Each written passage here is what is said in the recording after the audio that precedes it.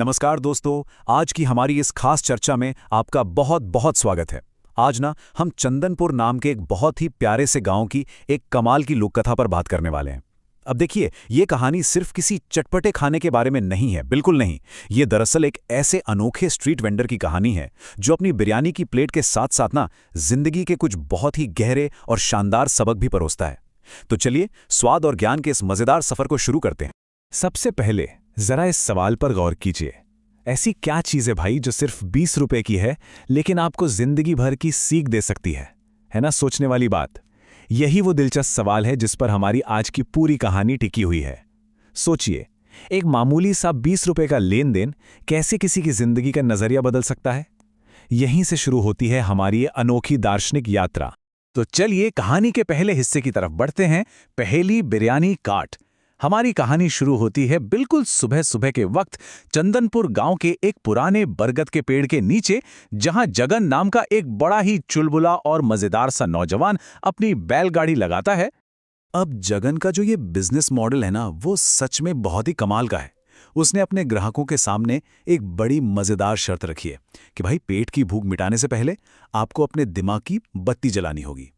अगर आपने उसकी पहेली का सही जवाब दे दिया तो आपको मिलेगी एकदम फ्री बिरयानी, लेकिन अगर जवाब गलत हुआ तो 20 रुपए देने होंगे। मतलब ये सिर्फ खाना बेचने का तरीका नहीं है, बल्कि एक तरह का दिमागी खेल है। अब आते हैं दूसरे हिस्से पर, गांव वालों की परीक्षा। जगन की इस अनोखी शर्त के बारे में सुनकर गांव वाले भी खुद को रोक नहीं पाते और उसकी बैलगाड़ी के पास खींचे चले आते हैं। और यहीं से शुरू होता है सड़क किनारे का एक शानदार सवाल जवाब का सिलसिला। देखिए होता क्या है। सबसे पहले आते हैं अमरनाथ काका। जगन उनसे पूछता है, ऐसी कौन सी चीज है जो हमेशा बढ़ती है और कभी कम नहीं होती? काका तुरंत कहते हैं, महंगाई। लेकिन अरे नहीं, सही जवाब तो उम्र है ना। तो काका हार जाते हैं और खुशी खुशी 20 रुपए दे देते हैं। फिर बारी आती है गांव की सबसे तेज तर्रार महिला कमला ताई की। उनसे पूछा गया कि पानी में गिरने पर भी क्या गीला नहीं होता? ताई ने भी तपाक से जवाब दिया, परछाई। और बस उन्हें मिल गई उनकी फ्री बिरयानी। आप देख रहे हैं, ये सिर्फ बिरयानी का ठेला नहीं, बल्कि लोगों की सोच को तेज करने का एक अखाड़ा बन गया है। चलिए अब तीसरे हिस्से की ओर बढ़ते हैं, एक गहरे उद्देश्य की तलाश। हंसी मजाक से शुरू हुई ये बात तब एक नया और गहरा मोड़ लेती है जब जगन अपनी समझदार पत्नी सुमन के साथ बैठता है। सुमन एक बहुत ही पते की बात कहती है। उसका मानना है कि उनका काम सिर्फ पैसे कमाना या लोगों का मनोरंजन करना ही नहीं है। वो कहती है कि उनकी बिरयानी के स्वाद के साथ साथ उन्हें लोगों तक कोई अच्छा संदेश भी पहुंचाना चाहिए। और बस सुमन की यही एक सोच जगन को सिर्फ एक चालाक वेंडर से बदलकर एक सड़क किनारे वाले दार्शनिक में तब्दील कर देती है। एक ऐसा इंसान जो अपनी बातों से जिंदगी के बड़े बड़े सबक सिखा सकता है। तो आइए देखते हैं इसका चौथा हिस्सा, सरपंच जी को सीख। जगन के इस नए रूप का असली इम्तिहान तब होता है जब गांव के सबसे कड़क सरपंच जी पंचायत भवन के पास उससे भिड़ जाते हैं। सरपंच जी उसे डांटने लगते हैं कि वो लोगों का ध्यान भटका रहा है। अब जगन उनसे बहस करने या डरने के बजाय बड़े ही शांत स्वभाव से उनके सामने एक पहेली रख देता है। वो पूछता है, सरपंच जी, ऐसी कौन सी चीज है जो दूसरों को देने से बढ़ती है लेकिन छुपाकर रखने से कम हो जाती है? अब सरपंच जी गहरे सोच में पड़ गए, लेकिन उन्हें कोई भी जवाब समझ नहीं आया। और यहीं पर जगन अपनी पहेली का असली और गहरा मतलब समझाता है। जब सरपंच जी हार मान लेते हैं तो जगन बताता है कि इसका सही जवाब है ज्ञान, यानी नॉलेज। ज्ञान एक ऐसी चीज है जिसे आप जितना बांटेंगे वो उतना ही बढ़ेगा, लेकिन अगर आप उसे स्वार्थ में आकर सिर्फ अपने तक सीमित रखेंगे तो वो धीरे धीरे खत्म हो जाएगा। सच बताऊं तो ये सुनकर सरपंच जी की बोलती ही बंद हो गई। उन्हें अचानक जगन और उसकी इस छोटी सी गाड़ी की असली अहमियत समझ में आ गई। अपनी हार मानते हुए सरपंच जी ने भी खुशी खुशी 20 रुपए निकाले और बिरयानी ले ली। ये घटना हमें बहुत ही साफ तौर पर दिखाती है कि सच्चा ज्ञान किसी को भी विनम्र बना सकता है, फिर चाहे वो गांव का सबसे बड़ा और सख्त अधिकारी ही क्यों ना हो। एक साधारण सी पहेली ने इतने बड़े नेता को जीवन का इतना अनमोल सबक सिखा दिया। और अब हम पहुंचते हैं कहानी के आखिरी और 5वें हिस्से पर, टूटी हुई चीजों से ज्ञान।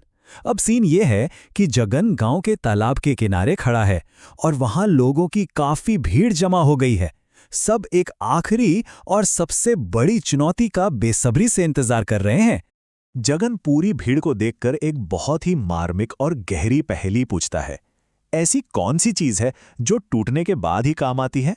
और साथ ही वो ये भी कहता है कि जो कोई भी इस आखिरी पहेली का सही जवाब देगा उसे मिलेगी बिरयानी की एक बहुत ही स्पेशल फ्री प्लेट। अब पूरी भीड़ एकदम सन्न, सब सोच में डूब गए।